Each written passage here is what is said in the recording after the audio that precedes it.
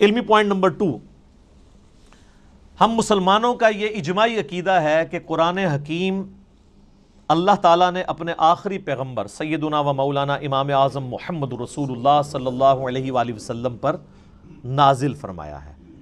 یعنی یہ قرآن حکیم سلیبس کی فارم میں نبی علیہ السلام کے ہینڈ اوور نہیں کیا گیا، بلکہ آپ پر یہ نازل ہوا ہے، آپ کے سینہ مبارک کے اوپر، اور اس قرآن کی اتھینٹسٹی آپ صلی اللہ علیہ وآلہ وسلم کی مبارک زبان ہے، اسی لیے آپ کے کریکٹر کو منوایا گیا ہے۔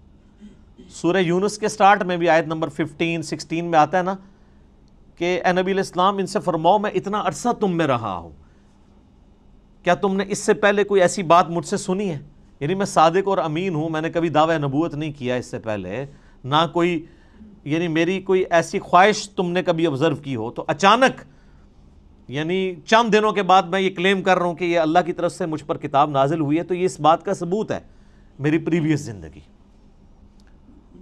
تو یہ آپ صلی اللہ علیہ وآلہ وسلم پر نازل ہوئی۔ اب یہ ٹاپک بھی گھنٹوں کا محتاج ہے اگر صرف اس ٹاپک کو ایڈریس کیا جائے کہ نبی علیہ السلام پر یہ قرآن نازل ہوا، اس قرآن کی اتھینٹسٹی کے حوالے سے، لیکن میں اسے سکپ کرتا ہوں۔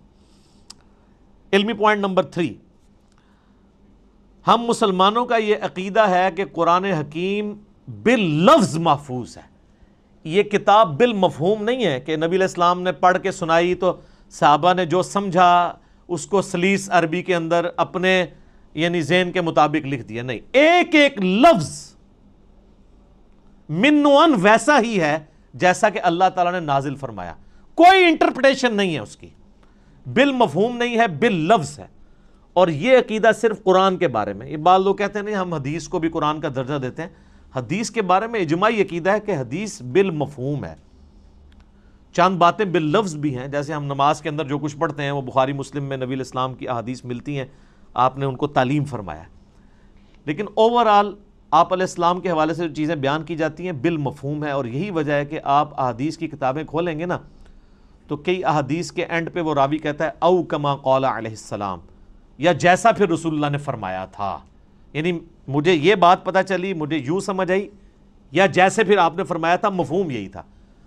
اور آپ بخاری مسلم اٹھا کے دیکھیں، آپ کو درجنوں احادیث ملیں گی کہ ایک ہی مجلس میں آپ صلی اللہ علیہ وآلہ وسلم نے کوئی بات ارشاد فرمائی ہے، کئی صحابہ نے اس بات کو رپورٹ کیا ہے، سب کے الفاظ میں تھوڑا بہت فرق ہے، اوورال مفہوم ٹھیک ہے، لیکن کسی سے کچھ سکپ ہو گیا، کسی سے کچھ۔ مثلا اب یہاں پہ تقریباً آلموسٹ 100 کے قریب لوگ بیٹھے ہوئے ہیں، میں یہاں پہ 55 منٹ کے اندر کتنی باتیں کروں گا؟ اب باہر نکل کے ان میں سے کتنے پرسنٹ لوگ ہیں جو منوان میری ایک ایک بات کو پروڈیوس کر سکتے ہیں؟ باہر جا کے نہیں کر سکتے، کچھ کو کچھ حصہ یاد ہوگا، کچھ کو کچھ، اس طریقے سے اوورال سب کو جمع کریں گے تو آلموسٹ آپ کامیاب ہو جائیں گے اس پوری مجلس کو۔ یہ ویڈیو ریکارڈ تو زمانے میں نہیں تھا، اس لیے تو ویڈیوز بنائی جاتی ہیں تاکہ کوئی چیز سکپ نہ ہو۔ تو اس وقت تو لوگ کریمنگ کے اوپر اعتبار کرتے تھے، نبی علیہ السلام سے سنتے تھے، یاد کرتے تھے، پریکٹس کرتے تھے، آگے باتیں پہنچاتے تھے۔ اور اس کا آپ کو بہترین نمونہ صحیح مسلم میں ملے گا۔ بخاری میں آپ کو ان چیزوں کا آئیڈیا نہیں ہوتا کیونکہ بخاری میں احادیث سکیٹرڈ فارم میں ہے۔ مسلم شریف میں ایک مجلس کی نبی علیہ السلام کی ایک وقت کی احادیث کے جتنے طرق آئے ہیں نا مختلف چینز سے، وہ آپ کو ایک جگہ ملیں گے۔ مثلا مسلم کی پہلی حدیث یہی ہے مولا علی علیہ السلام سے، اور بخاری میں بھی موجود ہے کہ نبی علیہ السلام نے فرمایا جس شخص نے میری طرف جھوٹی حدیث منسوب کی وہ اپنا مقام دوزخ میں دیکھ لے۔ اب یہ حدیث آپ کو سیدنا علی سے ملے گی، سیدنا عبداللہ ابن عباس سے ملے گی، سیدنا ابو ہریرہ سے، سیدنا جابر بن عبداللہ سے، سیدنا انس ابن مالک سے، سیدنا مغیرہ ابن شعبہ سے رضی اللہ عنہم اجمعین وعلیہم السلام اجمعین، 7-8 صحابہ سے ایک ہی حدیث ملے گی۔ اور امام مسلم نے اس کو ایک ترتیب سے نا اس مجلس میں یہ جو نبی علیہ السلام کا فرمان تھا ایک ایک صحابی سے وہ لے کے ہیں، تو آپ کو ان کے آپس کے الفاظ میں بھی 19-20 کا فرق نظر آئے گا، لیکن مفہوم ایک ہی ہوگا۔ اسی لیے مسلم شریف کی ترتیب کو کہا جاتا ہے کہ حدیث کی کتابوں میں سب سے بیسٹ جو ترتیب ہے وہ صحیح مسلم کی ہے، کیونکہ آپ کو یہ اندازہ ہو جاتا ہے کہ ایک مجلس میں کوئی چیز سکپ نہیں ہوئی، ایک حدیث کو کئی راوی اور کئی صحابہ کے شاگرد آگے تابعین بیان کر رہے ہوتے ہیں، سارے الفاظ آپ کو ایک جگہ مل جاتے ہیں۔ لیکن اللہ کا شکر ہے کہ یہ جو پرابلم ہے یہ قرآن حکیم کے کیس میں نہیں ہے۔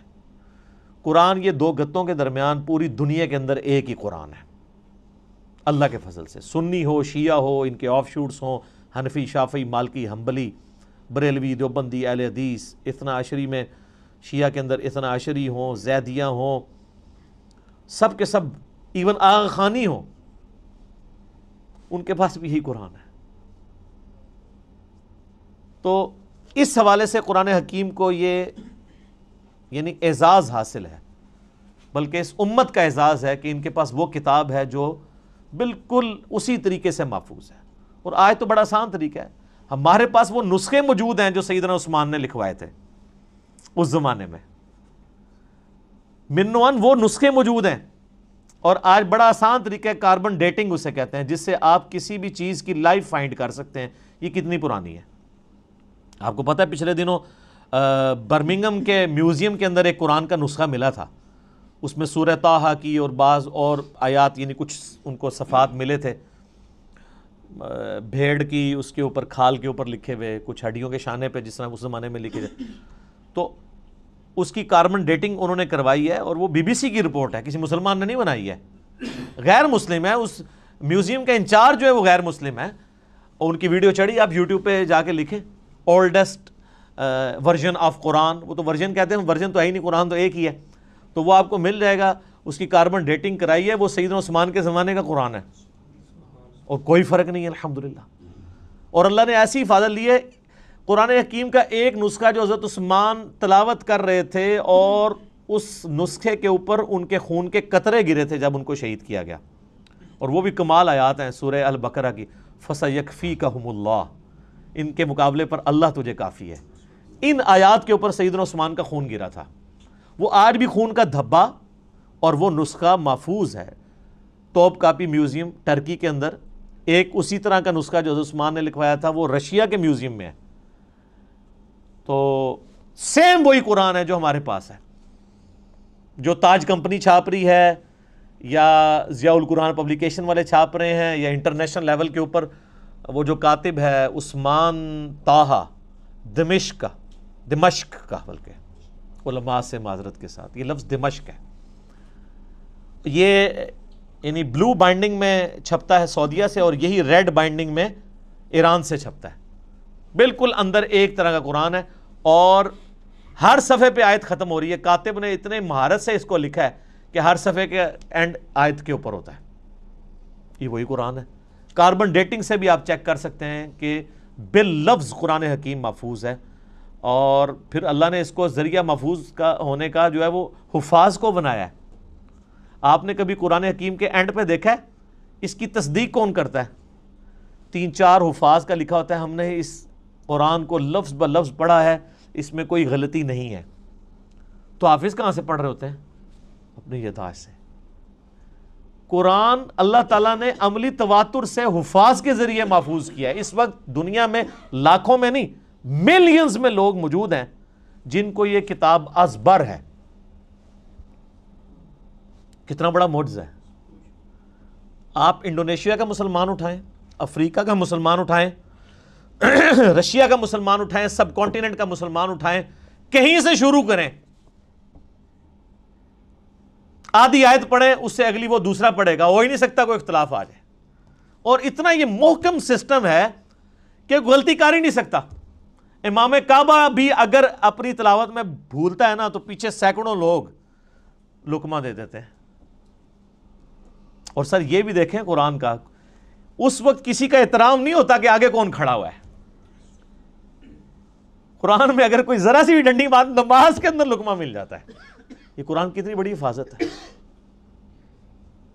تو صرف یہ لکھے ہوئے کے اوپر اعتماد نہیں ہے، لکھنا تو ظاہر امپورٹنٹ ہے، کیونکہ الذی علم بالقلم، اللہ نے قلم کے ذریعے قرآن سکھایا ہے، علم سکھایا ہے، اور وہ قرآن بھی نبی علیہ السلام نے اس طریقے سے ٹرانسفر، لیکن یہ زبانی بھی مسلمانوں نے اسے یاد کیا ہے، اور ریٹن فارم میں یہ نسخے موجود ہیں۔ جب کبھی بھی کوئی ایشو آتا ہے، اب تو خیر آتا ہی نہیں ہے، اتنے اسٹیبلش ہو چکے ہیں، اب تو سافٹ ویئرز بن چکے ہیں، پی ڈی ایفs موجود ہیں۔ اب تو کوئی کبھی آپ نے دنیا میں سنا ہے کوئی ایشو آیا کہ جی اس لفظ تھلے زیر ہے یا زبر ہے؟ کبھی؟ سر یہ کئی کافر جو مسلمان ہوئے ہیں نا، ان کے لیے سب سے بڑی اٹریکشن یہ ہے کہ قرآن کا ورژن ہی کوئی نہیں، ایک ہی قرآن ہے۔ یہ جو امریکن تھے وہ پروٹیسٹنٹ کرسچن یوسف ایسٹس 80s میں مسلمان ہوئے ہیں. آپ ذرا ان کی وہ ویڈیو دیکھیں جس میں انہوں نے بتایا ہے کہ میں مسلمان کیسے ہوا ہوں. اس میں انہوں نے بتایا کہ جب مجھے پہلی دفعہ پتہ چلا نا کہ قرآن کا ورژن ہی کوئی نہیں ہے، کیونکہ ان کی تو سب سے بڑی مصیبت ہی یہ ہے کہ بائبل کے کتنے ورژن ہیں، تو قرآن ایک ہی ہے پوری دنیا کے اندر. اس نے کہا میں کیسے مان لوں کہ یار اتنی پرانی کتاب ہے، پرنٹنگ میں کئی بار کوئی لفظ ٹوٹ جاتے ہیں، لیکن ان کو پتہ نہیں کہ پرنٹنگ نے نہیں اسے محفوظ کیا، مسلمانوں کے سینے نے محفوظ کیا، سینوں نے. اور نبی علیہ السلام کی حدیث ہے المستدرک للحاکم میں صحیح سند کے ساتھ، انٹرنیشنل نمبر کے مطابق 399، کہ اللہ تعالیٰ میری امت کو کبھی گمراہی پہ جمع نہیں ہونے دے گا، جماعت پہ اللہ کا ہاتھ ہے، قیامت تک اجماع امت اللہ کی حفاظت میں. اور قرآن حکیم کی حفاظت اللہ تعالیٰ نے امت کے اجماع کے ذریعے کروائی ہے. یہ قرآن ہمارے سامنے تو نہیں نازل ہوا، امت کے اجماع نے اسے ٹرانسفر کیا. یعنی امت میں کوئی دوسری رائے نہیں ہے. ایک تو وہ رائے نا جو مناظروں میں ہوتی ہے کہ جی وہ آپ کی کتابوں میں یہ لکھا ہوا ہے تو وہ کہتے ہیں آپ کی کتابوں میں یہ لکھا ہوا ہے. وہ ساری فضول باتیں ہیں. نہ سنی ان روایتوں کو آن کرتے ہیں، نہ شیعہ ان روایتوں کو آن کرتے ہیں. قرآن حکیم محتاج نہیں ان روایتوں کا. جو عملی تواتر سے چیز نقل ہوئی ہے، دنیا میں 1000 مسلمان بھی کھڑے ہو کے کہیں یہ آیت ایسی نہیں ایسے ہے، آج تک تو کوئی نہیں کھڑا ہوا، نہ ہوگا اللہ کے فضل سے. وہ کہہ رہے ہیں جی پچھلے دنوں جی وہ اسرائیل والوں نے جی ایک صورت بنا کے پوری چڑھا، اور سارے اسرائیل والے پورا قرآن بنا کے اور چڑھا دیں. آپ کو یقین نہیں کہ اس کی حفاظت کا ذمہ کس نے لیا ہوا ہے؟ اللہ نے. صحابہ کرام کو تو شاید یہ آیت نہ سمجھ آئی ہو اس وقت، ایمان بالغیب ہی ہو، انا نحن نزلنا الذکر وانا لہ لحافظون، سورۃ الحجر آیت نمبر 9. بے شک اس القرآن کو، الذکر کو، اللہ کی یاد دلانے والی کتاب کو ہم نے نازل کیا، ہم اس کی حفاظت کرنے والے ہیں. ان کے لیے تو یہ تھیوری تھی نا، لیکن ہمارے لیے تو پریکٹیکل ہے. ہم تو 1500 سال تاریخ میں دیکھ سکتے ہیں کہ کوئی ٹیمپر نہیں ہوا. کتنا کتنا برے وقت مسلمانوں پہ آئے ہیں. ایک وہ وقت بھی آیا کہ ہلاکو خان نے بغداد کی ساری لائبریریز جو ہیں وہ دریائے دجلہ میں بہا دی تھی، تو قرآن کو تو کوئی فرق نہیں پڑا. اور وہ جو برمنگھم کا نسخہ ہے نا ان کے پاس جو نکلا ہے، وہ انگریزوں کے دور حکومت میں ان کے پاس وہ نسخہ ہاتھ لگا تھا، پھر وہ انہوں نے انگلینڈ میوزیم میں شفٹ کر دیا تھا، کیونکہ انگریزوں کی حکومت پھر سلطنت عثمانیہ ٹوٹنے کے بعد عراق کے اوپر بھی رہی ہے. اس دوران انہوں نے پرانی کسی لائبریری سے اسے شفٹ کیا تھا، جو ہلاکو خان کی تباہی کی وجہ سے بچ گئے ہوئے تھے نسخے. تو قرآن حکیم کو اللہ تعالیٰ نے اس طریقے سے محفوظ کیا. میں جب آواز دیتا ہوں وہ کہتے آ رہا ہوں میں جب آواز دیتا ہوں وہ کہتے آ رہا ہوں میں، یہی میرا تعارف ہے، گدائے مصطفیٰ ہوں میں.